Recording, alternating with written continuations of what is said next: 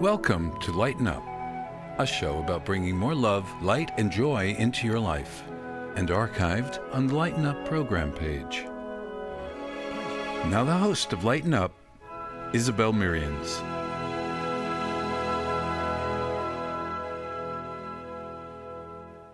Welcome to our friends and viewers from all over the world who've been so gracious and supportive.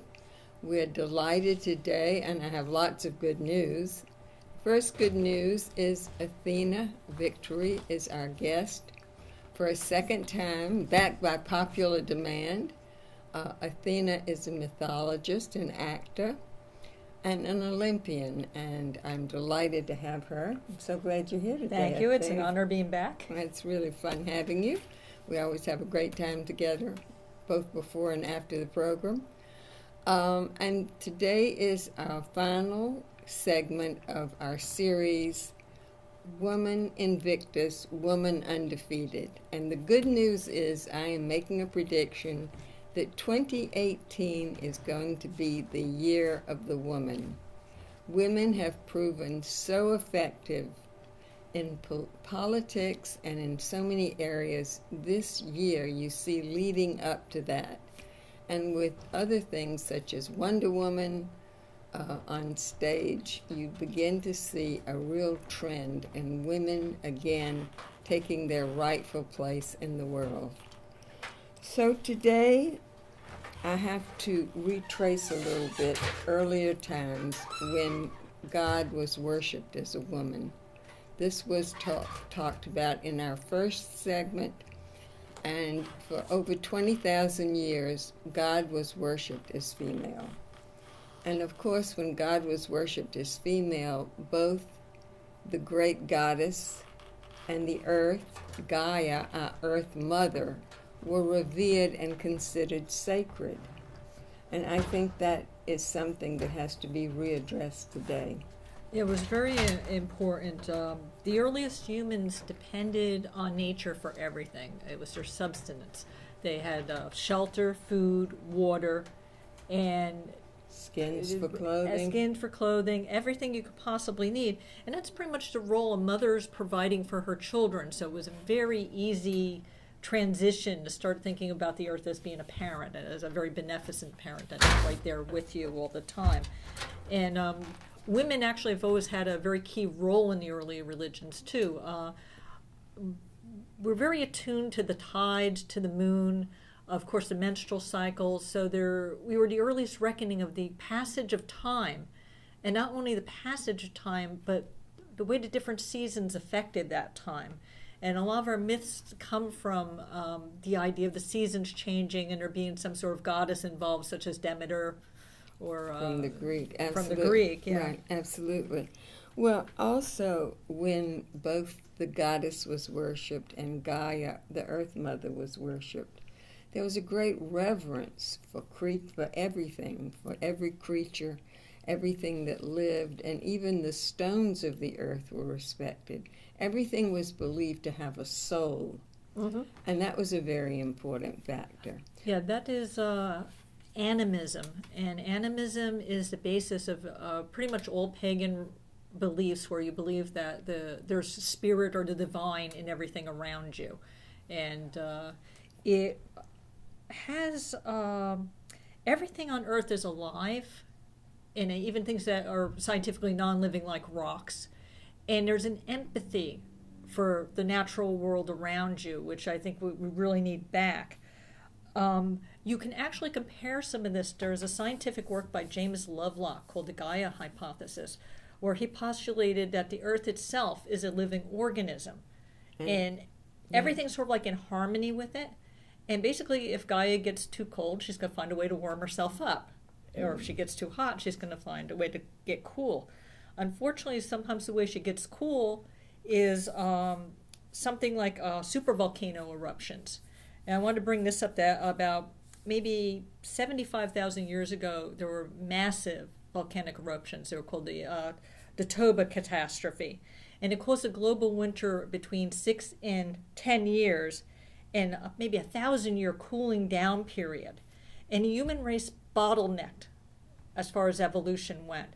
to maybe about 3,000 individuals. And think of that, because every time you have a mass extinction, you lose the megafauna, and it's only the animals that could evolve quickly that wind up surviving. And human beings have learned to adapt to try to make up for or compensate for what we lack in, say, body hair and things like that to keep warm. Absolutely. But species tend to evolve faster during cold than hot. Yeah. Because they have to. They have no choice. So we're going to freeze or starve to death really fast. Yeah. So you really have to pay attention to the rhythms of the earth and what is happening, because for every action there's going to be an equal reaction, equal and opposite reaction. And be respectful. I think there's one line in the Bible where supposedly God gave dominion over all animals, over everything. Mm-hmm. And I think that was unfortunate, because that has led to many mass extinctions that should not have happened. True, because when you think you own everything and it doesn't it's disposable, it has no value. And then you get that with the role women, where you're considered a chattel or whatever. It's like these things aren't there to serve you. Exactly. Well, essentially, during the time when God was worshipped as female, women were the leaders, legislative leaders, political leaders, religious leaders, and tremendously respected. And all property went down matrilineally through the mother. And of course, when the goddess worshippers were conquered and overthrown by the patriarchy, everything changed. And so much of what we've had to deal with is when people say, well, how did women get to the position of being chattel? How did women get to the position that many women, in India, for instance, when their husbands died, they were burned on the funeral pyre with them? Or when in certain countries where women are considered no more than an animal or less than an animal, having less value.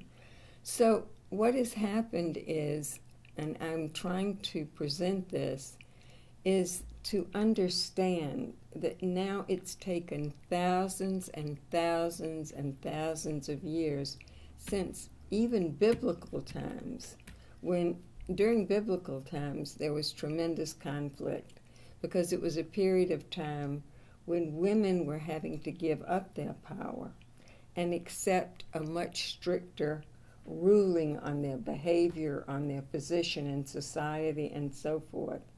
But women now, today, in today's world, have finally clawed themselves, at least women in America and in other freer countries, to a position that they can make a difference. They're standing up against sexual harassment, which is something that's been ongoing since forever. They're standing up against political repression. So this is why I truly believe that 2018 is going to be the year of the woman. I think one of the game changers this year, too, has been the hashtag #MeToo, where women, for social media especially, started saying, yes, I've had guys say ratty things to me, I've had guys try to grab me, I've been raped. It was a lot of women. Right. And then we realized it was also a lot of men. Mm-hmm. So I think this opened a whole new dialogue, that it wasn't always just a gender thing either, that you have people in position of power who are taking advantage of people who couldn't basically defend themselves or afraid to, because it might their career. I mean, the casting couch has been around forever, and it's just sad it took this long to address it. Absolutely. And people are using their clout now. Gal Gadot, who plays Wonder Woman, says she's not going to do Wonder Woman 2 if a certain individual who has had accusations against him and who's been, and these accusations, by the way, have gone on for years. It's not just all of a sudden. Everybody in the industry knew about this. Of course. But she's saying she won't do, she's going to try to use her power. Right. Well, the thing is, it doesn't matter if it's a Catholic priest abusing a child or a movie mogul abusing young people. It doesn't really matter. The thing is that it's been exposed, it's been brought to the fore, and more people are saying Me Too, and more people are having an effect and bringing down powerful men who, taken such terrible advantage. Plus, politically, it raises the question now when you have someone like that, say, had 15 women accusing him of sexual misconduct, I'll put it broadly that way, and then you have the person who's currently the President of the United States who's had even more and has tapes of him saying he's going to grab women by the genitals. You ask yourself, well, how did he become president and the rest of these guys? We were not going to accept it with them. Why are we accepting it with him? How did he get into that position? Well, that's been a puzzler all the way for me. I mean, I've been deeply troubled by this. And you don't know. Some of these people obviously are paid off. And some of them are just terrified because a president of the United States has so much power and, can use that in a very negative way. So a lot of people have been afraid to speak up. However, the good news is that this very famous lawyer, I think her last name is Allred, is filing a lawsuit against President Trump addressing this issue exactly. Mm-hmm. One of the women is bringing a lawsuit finally. And there are two different schools of thought.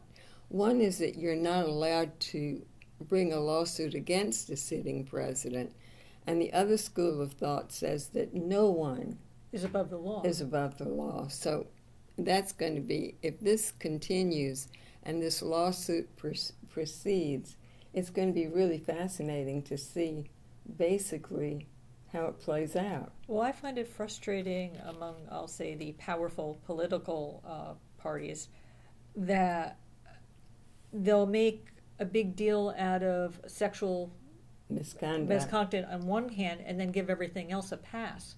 When somebody comes forward and says he molests 14-year-old girls, and everybody who's ever worked with him said, oh yeah, we thought it was kind of weird he was dating high school girls. It's like, what do you mean dating? Yeah, at the age of 14. Don't you have statutory rape in your state? Yeah, that sort of thing. Oh, you're talking about Judge Moore. Yeah. And he has a very bad history politically to begin with. He's had other charges that had nothing, if you noticed, that had nothing to do with sexual misconduct. Yeah. So they really need to get rid of him. And of course, Republican legislators are now saying that it's not the Democrats who are going after him, it's the Republicans. Which is good because they're starting to clean up their own act. Yeah. And also they're afraid of losing the seat. So in other words, they're saying he should step down. And of course they cover themselves by saying if these allegations are true, then he should step down. Well, they should. There was recently an allegation against someone who's a very famous actor. He's an activist and everything else. That young man said that he grabbed him or something like that. In no way, shape, or form, this was something this celebrity has always been dead set against, and there's never been a hint, not a whiff of scandal, no stories about this happening. So when you have something like that, it becomes more questionable. That could be very well a false accusation, so you have to be cautious. But when you have people like, say in Kevin Spacey's case, where people have known for decades that he does this, mm-hmm. and he gets a free pass on it, well, guess what? Where there's smoke, there's fire. You have to try to pay attention to where the source is coming from and what the history of the person is. Absolutely. That does it. Well, certainly, a person is always considered innocent until proven guilty, which is kind of tricky when you have some. That's another thing. Well, when they're paid off, too, not to press charges is bad. Yeah, that's also a thing. But I think in the case of somebody like this Judge Moore, mm-hmm. I think, that even once the Republicans are saying their own candidate should step down, I think you're making some big progress, mm-hmm. very big progress. And Republican women are sometimes were left out of the loop on drafting the health care reforms and everything else. It's like, these are actual women. Shouldn't you be talking to them about maybe the women's health care and what their thoughts are? Well, we do have two women senators who were really quite heroic. Mm-hmm. They stood with McCain. Yes. And they were able to bring down the first Republican proposed health care bill, which was so unfair and so terrible. And they really are heroines. Do you remember their names? Oh, Nagy. I want to say Maisie Hirono and Susan Collins. Exactly. Yes. Yeah, right Sometimes on I'm both bad with counts. names. Right on both counts. And, these people are heroes. They talk about heroes. But these people are really heroic to stand up there and take a stand because they're both Republican women. And they get threats. They've gotten, they get death threats. They get everything else from basically angry white men who don't like that they're doing this, which is very scary. Absolutely. Well, going back in time, after, and there's going to be a showing of a trailer of a film, which will come soon. And that shows, essentially, is a demonstration, my personal evaluation of what was going on with the bad women of the Bible when they were trying to hang on to their power and prestige and honor and were having to submit to much stricter Levite laws. But that will come up in a few minutes. Going back through history, as I said, despite losing all their power and all their honor and being reduced to nothing more than chattel, women have slowly and painfully clawed their way up, and they have changed and are still changing the world. Now, everyone has heard about famous women in history like Cleopatra or Mary Magdalene or Boadicea or Joan of Arc. These were powerful, powerful women. Or Clara Barton, who was a nurse and who founded the Red Cross. Or Catherine the Great, who took Russia from being a backwater and made it into a great nation. She essentially was fascinated with the ideas of the Reformation, and she brought Russia up to becoming a great power. She started collecting art, and the Hermitage, the fabulous museum, is a result of most of that was her own personal collection. Of course, we had Eleanor Roosevelt, who was just a brilliant woman and a great leader, and influenced political policy greatly. She was FDR's, she gave him many of his ideas that he then acted on. And of course, we have Hillary Clinton today. And so you see that throughout history, women have been powerful leaders, but they've had to do it often at great personal expense. The early suffragettes were attacked and reviled and so forth, but they've gotten us to the point we're at today. Now, there's still women, and I've heard women say, I would never vote for a woman president. That's painful to hear. That's very painful to hear. And of course, other countries have had, during modern times, have had powerful women leaders. Yeah, throughout the world. The United States seems to be the only one that's kind of backwards that way. Really? Well, I mean, you've had Indira Gandhi of India, you've had Golda Meir, you've had Theresa May, you've had so many women who have led nations effectively. And usually their political views are much more liberal when there is a woman leader. Women, it's kind of the way we're hardwired. Women like to preserve, they like to nurture. I know it sounds like almost like a stereotype because you obviously will get women who aren't very motherly, like, say, Margaret Thatcher. But you do have the idea that women want to preserve, they want to protect, and there's an empathy still going there. That absolutely. I feel sorry because some of this is, I call it like a social autism, which is not the same thing as like if you're on the autism spectrum. Social autism is where we're taught to look at our cameras, like our computer screens, our telephones, instead of each other.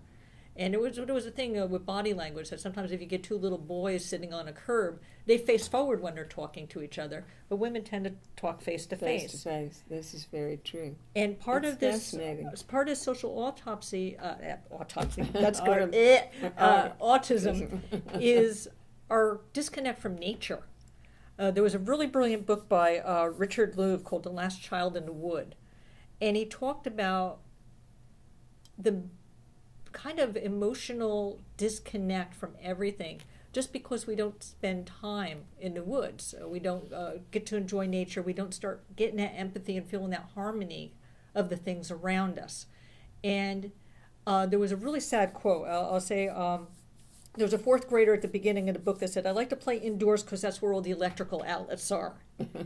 And we need to unplug. We do. I remember when I was a kid, I was in Wayne, New Jersey, and there was woods, especially around American Cyanamid that was over there. And I was in the woods all the time because I grew up in Patterson, and it was like trees. So I was in the woods running around. I would get filthy dirty. I would have twigs in my hair. I was playing Tarzan. I had a ball. I would follow a brook. I followed the brook all the way from Lions Head Lake down to Pompton Lakes, followed along the brook. And just it was like a voyage of discovery for me. And those were some of the happiest times in my life was when I was in the woods because at school I got picked on in school. And there wasn't too much for me. Well, I think also that nature, if you really, I'm trying to remember, there's a famous quote that nature has music if you listen. Mm-hmm. And as a youngster growing up in South Carolina, of course, we were outside all the time. And the punishment was when you had to come in for a meal because we were out there at all times. And, you know, it's really unfortunate that with computers and cell phones and the technology of today, the young kids are missing all of that. And actually, I heard this one little boy say that his mother was very mean to him. And someone said, well, what do you mean she was mean? He said, she made me go outside to play. And I thought, how sad is that? How much are these young people missing?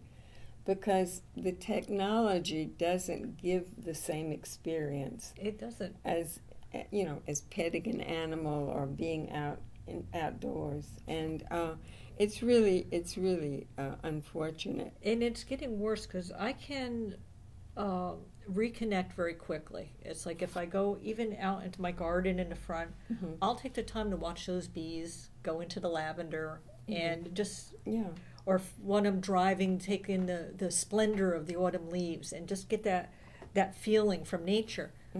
But I see more and more in this current generation of selfies that people don't have any empathy for anything else. There was one case where there was a dolphin, a baby dolphin, the people were taking selfies with it and picking it up and doing all sorts of horrible things with this baby dolphin. It died. Sure. There's been people who've knocked over works of art because they want that picture, they want that selfie, and they're not connecting to what is around them. It's one thing to have to go to the Grand Canyon, but are you there to enjoy the splendor of this natural phenomenon? Or do you just want a selfie and possibly fall off the edge, which some people have done? Oh, absolutely. I mean, this is like they're like lemmings with these selfies. Well, essentially, this becomes a generation that is so self-involved that instead of taking in and appreciating what's around them, you know, everything. I've never taken a selfie in my life, and would not choose to, but that's another issue. But going back to nature, you know, you made the statement early on that early people, that nature provided everything for them. And today it literally still does. We still need wood for our homes. We still need water.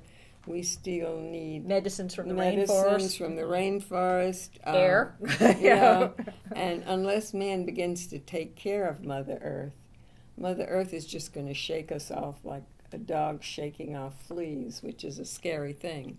And you see that with global warming. You see that with many of the problems that are now affecting the Earth. I mean, we instead, you know, of honoring the Earth and seeing it as indigenous people always did as being sacred, we're just, literally stripping it of anything that's useful at the current time, which is a frightening thought. Yeah. Well, I get excited because when you see what you don't want, like you see people that are trying to destroy the EPA, trying to destroy education, it causes you to think, what do I really want? And people are coming from all over and getting involved in politics, trying to be leaders, trying to do grassroots movements, because they saw what they didn't want. And if you don't want these things, you have to focus on, what do I want? I want clean air. I want clean water. And this is a bipartisan issue. Of course. It's like, this is a human issue. This is an animal issue. This is an earth issue. Absolutely. If you want to live here, you basically don't foul your nest. You try to clean it up. Absolutely. That's very relevant. And of course, because the Republican Party's platforms have been so extreme, and this president's behavior has been so extreme, you see an enormous outpouring of people who are beginning to get involved. Oh, even immediately with the Women's March. Yeah, and the Women's March, they estimated worldwide was over 5 million women. And about 500,000 in Washington, D.C. alone. And there were several marches going on throughout the world at the same time. And I think there was like 8 in the U.S. Mm-hmm. And many more people showed up than they even thought. This was probably the biggest gathering of protesters or a show of solidarity that I think we've had yet. Yeah, which is very encouraging. And, as we said, the whole concept of going and standing up, women standing up for what they believe in, is a very powerful thing. And you have many examples of women doing this. I mentioned on the other program an organization called Emerge America, Mm-hmm. which is an organization that my granddaughter's a part of. And what they do is they take young women who are interested and train them on how to run and become a political nominee. So that's all helpful. And you see more and more women activists. They're standing up against sexual harassment. More of them are going into politics. More and more are finding their voice. And then, of course, we had Wonder Woman on the big screen, which was a lot of fun. Well, that reminds me, there's a meme that goes around on the computer. I've seen it many times. That it says, dress for the job you want, not the job you have. So right now I'm sitting in a disciplinary office dressed as Wonder Woman. And I think short of actually dressing like Wonder Woman, we have to mentally dress ourselves. Yes. What do we want inside? It's like the self-examination. Do you want to have some of the aspects of Wonder Woman, like her strength, her courage? Do you want some of the aspects of Hillary Clinton, being very cool under fire? Absolutely. We'd like a combination of all those things. Because these are facets in all of us. Absolutely. So when you're thinking of it, you're not actually becoming Wonder Woman, you're not actually becoming so-and-so. You're addressing that facet inside yourself that you want to bring forth. Mm-hmm. That's your little talisman to go out into the world, and I can do this because inside I'm Wonder Woman. Right, yeah. Exactly. And I think that's a very good way of viewing it, because obviously we'd all like to be a combination of the best of all of these examples. Yeah, we should be our best selves. What all this is bringing forth is, what is ethical behavior? And I think there's a return to an idea now that, okay, this isn't fair, this isn't ethical, it might save you money, but how many people is it going to kill? How badly is it going to pollute the ocean? How badly is it going to destroy the water supply in these cities? And that isn't ethical, just doing things like that. How many poor people are going to be kicked off health care? There was just a horrible thing that happened at the end of October with the Wounded Warriors Project.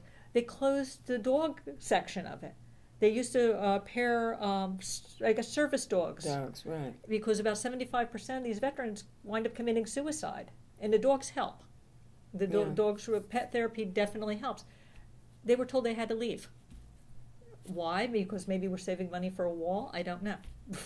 It doesn't work. It's pretty crazy stuff. That's not ethical. Well, or compassionate. Yeah, well, as I said, more women are finding their voice. There's more and more dialogue.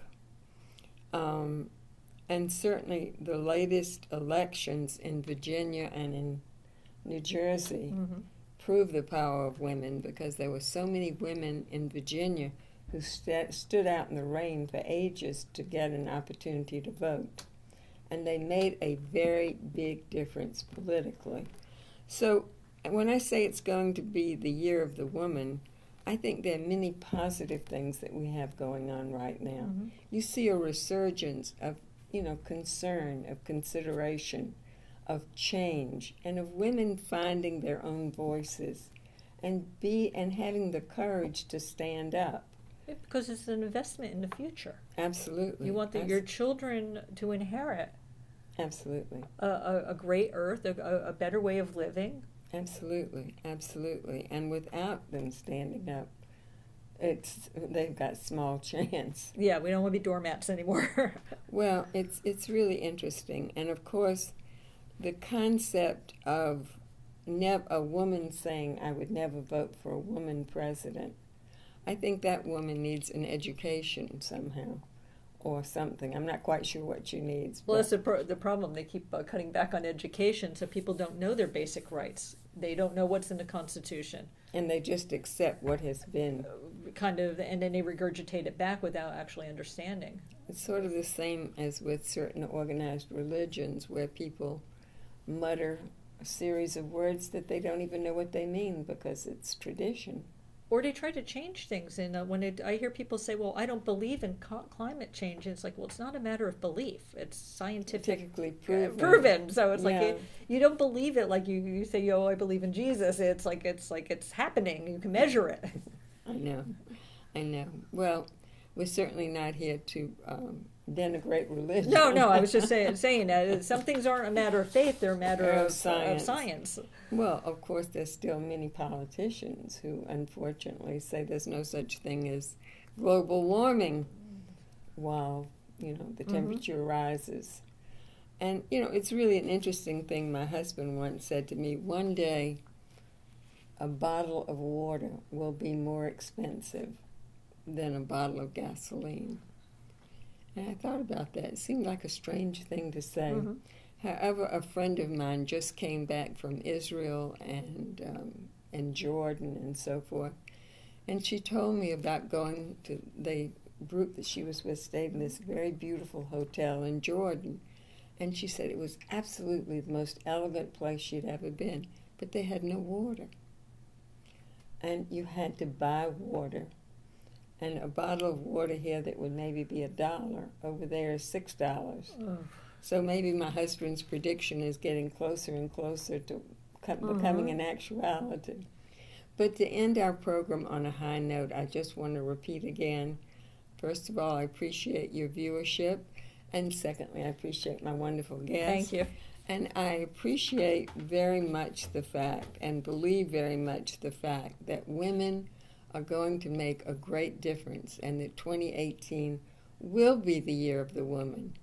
And Professor Martin, who was a professor at Radcliffe, taught there for many years, was one of the co-inventors of the lie detector machine, was quite brilliant, made a statement once. And, he was the original...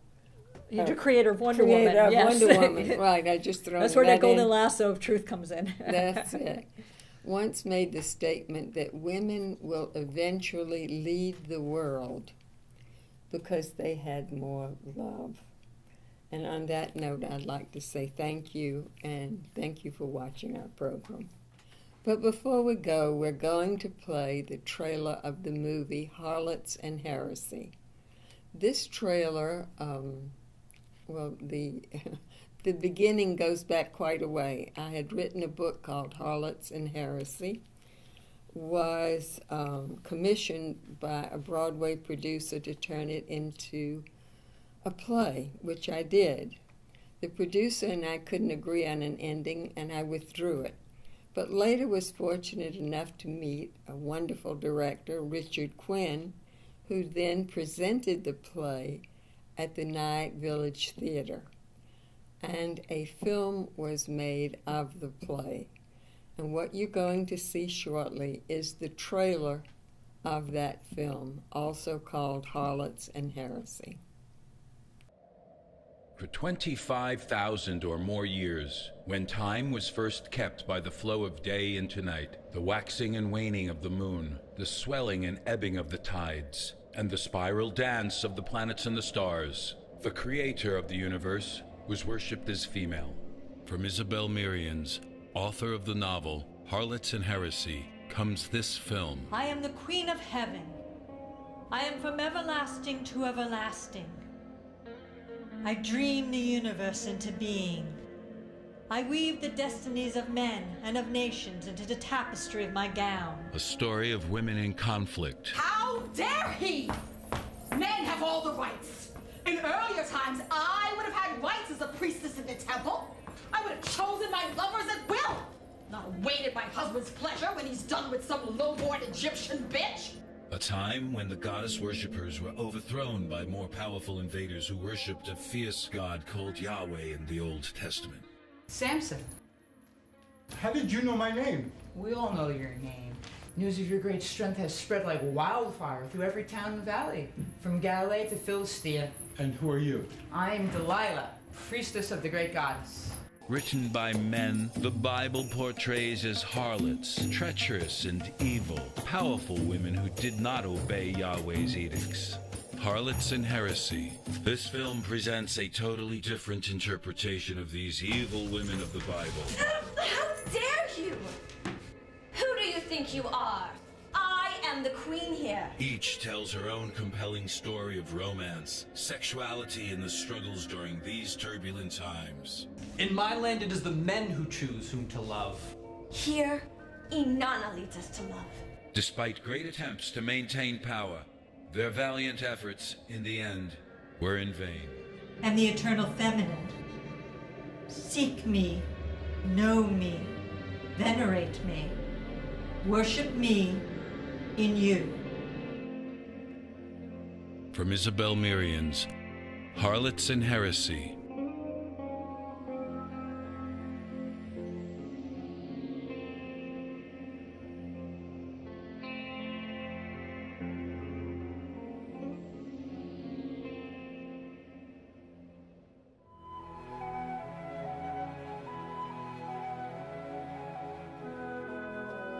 Until next time, remember to live a more joyous life. Lighten up.